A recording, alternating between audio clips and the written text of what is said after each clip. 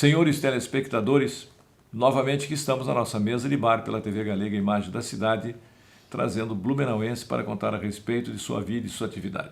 E no programa passado nós prometemos, e aqui estamos novamente, com o Roberto Severiano Felski, que contou bastante a respeito da vida do seu pai, ainda alguma coisa da vida do pai dele nós vamos abordar aqui, mas queremos ouvir mais sobre a história dele próprio, que é professor de biologia, que trabalhou em laboratório, que andou lá por Minas Gerais, fez curso de farmácia, deu aula para os mineiros, e tem uma história até incluindo o SAMAI, que nós vamos também abordar aqui.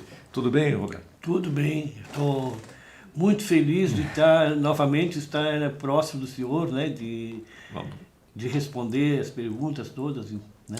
Eu já passei aqui na Quinta Portuguesa, já trouxe um vinho da Rede, que é uma vinícola portuguesa da região do Douro, né? O rio que tem famoso pelos seus vinhos, né? E nós vamos tomar aqui um vinho da Rede.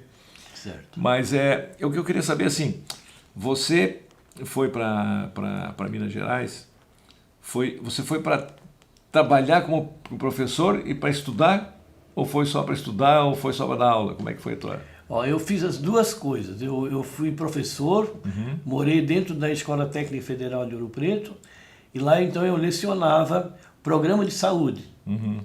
E fora esse exercício, eu descia o morro diariamente Para ir para a faculdade? Para ir para a faculdade e eu fazer o curso de farmácia.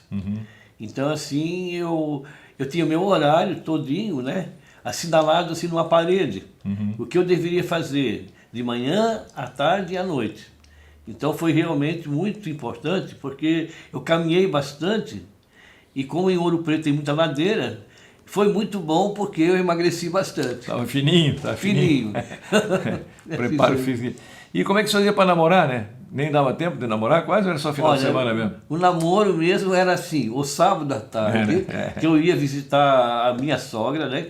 Que fazia assim um pastel muito bom, né? Verdade. Era o dia que se comia melhor, era o dia que... É verdade. E uma broa, daquela broa mineira, com bastante queijo. E ela era assim muito... É uma pessoa alegre, assim, né? Ela tocava bandolim. Ah, é? E cantava a música, o tema de Lara, ela tocava muito bem o tema de Lara, que eu gostava muito, e tocava assim, Saudades de Ouro Preto. A música. Saudades de Ouro Preto, que é o encanto, né? Que é porque quem conhece Minas Gerais não esquece jamais. E teu sogro era caladão? O meu sogro, assim, ele era mais calado, mais assim, mas era gente muito boa, muito boa. Aliás, mineiro é gente boa. São gente boa, né? Gente boa. Hospitaleiro e assim, acessível com tudo, é muito gente boa. Agora, a tua sogra ou ele que tinha mais descendência de alemão também? Eles tinham descendência de alemão? Assim, quem teve mais ascendência de alemão foi meu sogro. Né? Meu sogro. Aí quando falou, é um rapazinho lá, um alemãozinho do Blumenau, gente boa, alemão. Gente boa. Não é caboclo. Ele gostava também de questionar, né? Dizer assim, olha, o que você está fazendo? Você estuda, trabalha, né? Porque o mineiro, ele é muito assim, ele quer preservar a família. Isso é muito importante, tá? Então, o nosso namoro foi assim, um namoro assim, calmo, tranquilo, né? Não havia excessos, né?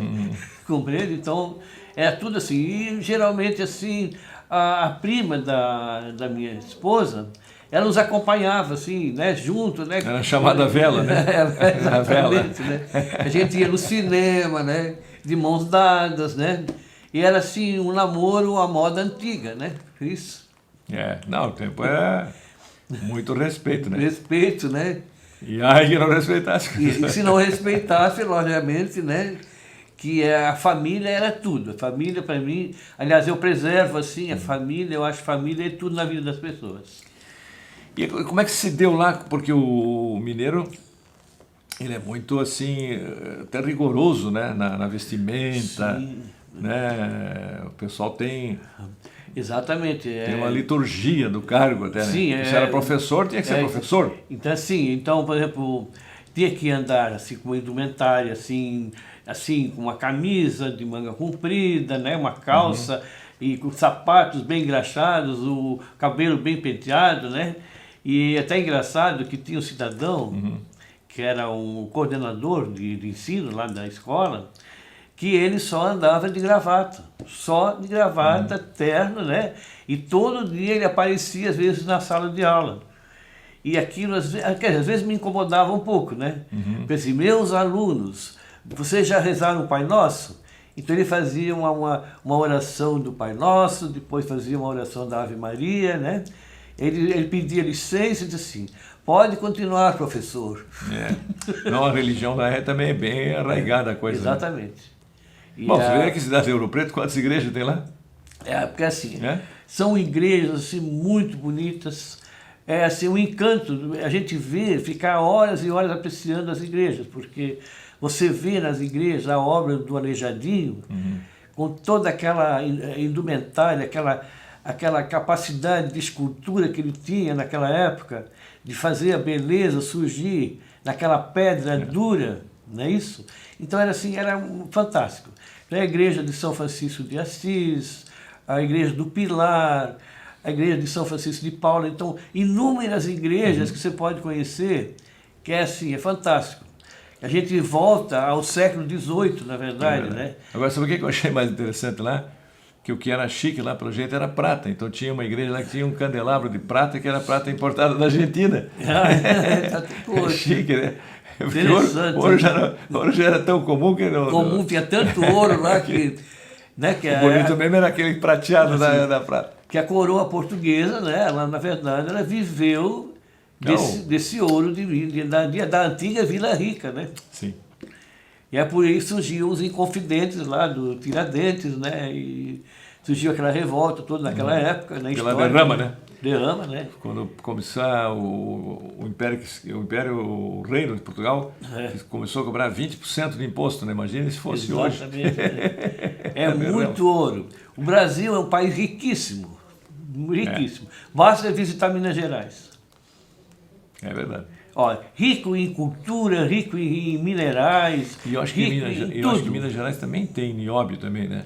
Também tem. Eu acho que sim, sabe? Que o minério de ferro assim é incrível que tem, né? A gente percebe quando chega lá, por exemplo, assim, que a terra, você faz a capinagem lá, você percebe assim a própria coloração do solo, que é diferente, né? Diferente.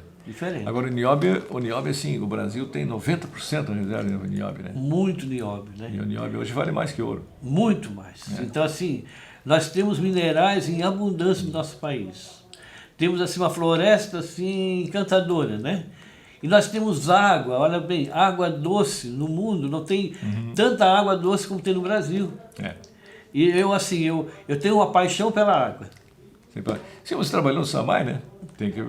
Eu trabalhei no SAMAI durante muitos anos e acompanhei todo o trabalho da ETA1, né? Isso, da primeira estação de tratamento de água. E lá eu sei que eu fiz um trabalho não só de acompanhamento de tratamento da água, dos processos de tratamento, como eu prezava o museu. Era um museu junto com o laboratório, que era o Museu da Água. E esse museu, assim, eu achava muito bom esse museu pelo seguinte. Ele, assim, vinham crianças de todos os colégios do estado. De Itajaí, de Florianópolis, de Indaial, de Pomerode, né? Até porque, além de tudo, oferece uma vista bonita de Blumenau ali, exatamente, no da caixa d'água, né? É pena só que não asfalto, não calça aquele trecho ali que está de barro até hoje, né? Exatamente. Então, falta esse calçamento lá, né, que eu acho importante. E naquela época tinha um jardim maravilhoso. Era assim, era o encanto do SAMAI naquela época. Você sabe que no Museu da Água tem várias fotografias do meu sogro. Porque meu sogro foi o primeiro chefe da estação de tratamento da água lá, né? Em 42, quando começou a água encanada, porque o pessoal... Exatamente. Porque o pessoal morria de tifo aqui, eles que era muito comum. E aí o prefeito, que era médico, resolveu partir para encanamento de água e tratamento de água. E o velho, ele cuidava daquilo ali como se fosse dele, né? Fosse a casa dele. Exatamente. Então tem várias fotos, mas ultimamente anda meio abandonadinho lá o museu. Você já tem ido lá, não? Recentemente eu estive lá no Museu da Água e eu queria entrar, então assim, o moço lá da portaria disse, olha, infelizmente ninguém pode entrar mais para visitar o museu. Ué? Então é só o tratamento em si, nada mais. Então eu fiquei assim espantado. Fecharam o museu? Está totalmente fechado o museu, está irreconhecível. Eu fiquei assim um pouco frustrado, né? Triste até, né? Porque eu queria levar o meu neto para ver o museu, e quando eu chego lá ele diz assim, olha, infelizmente ninguém pode entrar. E eu trabalhei durante muitos anos. O laboratório era ali? Era o laboratório, eu trabalhava, divulgava para vários alunos a importância da água para a nossa vida, né? Por exemplo, a água é sinônimo de vida. Sim. E nós temos um rio maravilhoso, o rio Itajaí-Açu, e nós fazíamos um trabalho falando da importância do rio Itajaí-Açu, né? Então eu fiquei realmente frustrado porque eu encontrei aquela área totalmente abandonada. É triste.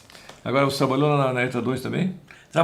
Iniciei a trabalhar na ETA 2, né, na Rua Bahia.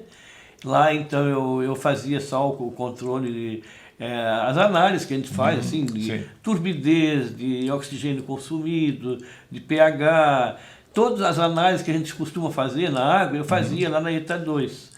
Mas aí eu fui transferido para ETA 1 para ajudar justamente a auxiliar nessa divulgação do museu. Desse museu, que era uma aprendizagem para todos os alunos de Blumenau. Até para valorizar, né? A gente valoriza quando a gente sabe. E o meu sogro sempre disse assim que, olha, a gente pode pegar até água do esgoto, tratada, ela se torna potável novamente. Exatamente. E é importante, assim, por exemplo, o tratamento, a gente verificar que às vezes uma água que está assim até um pouco mais com uma coloração, ela pode não estar contaminada. E às vezes uma água transparente e translúcida, ela pode estar mais contaminada. Então o olho da gente engana muito, porque você não vê o invisível, isso é o micro-organismo que está lá. Então assim, a gente tem que tomar muito cuidado quando você vai, por exemplo, numa cachoeira ou num riacho, você diz assim, ai, que água limpa para tomar, limpinha, não é verdade? Aí você bebe daquela água e de repente você ganha uma infecção intestinal, um problema sério, não é verdade? E que é difícil a cura. Então, água é sinônimo de vida, mas a gente tem que ter muito cuidado para evitar qualquer contaminação, né? Agora, vocês ali nas suas análises, alguma vez detectaram, tipo assim, aquele da cólera? Nós iniciamos... Porque tem uma época que falava, né? Que tem, né? Eu participei justamente naquela época da cólera, eu participei do conjunto de análises que a gente fazia. Então nós detectávamos o vibrião da cólera para saber se o vibrião estava presente ou não. Então, muitas análises nós fazíamos no laboratório central da ETA 2. E aquilo que a gente não conseguia fazer, a gente mandava para o laboratório de Florianópolis. O LACEN, né? É o LACEN, né? Então, assim, graças a Deus a gente nunca encontrou um caso assim, vamos supor, de gravidade, né? Aí surgiu até não sei se foi fofoca, né? Que nós encontramos o vibrião, né? Aí surgiu polêmica, inclusive, né? Tem uma época que pensou. Polêmica. E naquela época, então, a gente tinha todo o cuidado de orientação, para orientar as pessoas, né? Em relação à contaminação, né? E esse sistema de orientação, ele é muito importante. Porque saneamento, o que é saneamento básico? É você orientar. A educação ambiental, a educação de saneamento, ela é super importante. Nós ainda temos muitos problemas no Brasil que não há atenção devida a esse aspecto educacional e o aspecto de saneamento. Então nós precisamos melhorar, né, esse tipo de pensamento em relação a saneamento e educação. É verdade. Esse tratamento do esgoto, né, porque nós agora até estamos caminhando, né, para resolver o problema. Estamos começando. Os políticos não fazem porque escondem, enterra tubo, ninguém vê, não valoriza. Exatamente. Mas é importantíssimo para a qualidade de vida do cidadão. Né? Para a qualidade de vida das pessoas é importante a educação, a saúde pública, né? O saneamento básico, né? Porque não adianta a gente fazer um monte de construções bonitas, de jardins suspensos, né? Sim. E que não vão levar a nada, porque o povo precisa de saúde. É verdade. E a gente vê as crianças, às vezes, brincando no esgoto, né? Exatamente. Outros até mergulhando no esgoto, soltando Exatamente. cabeça.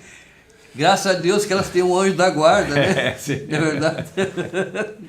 Mas vamos fazer uma pausa para rodar os comerciais, enquanto nós tomamos um golinho do nosso vinho da rede, né? Exatamente. E o pessoal Da rede. roda os nossos comerciais. E já já a gente volta com a participação do Roberto Severiano Felski aqui no Mesa de Bar pela TV Galega Imagem da Cidade.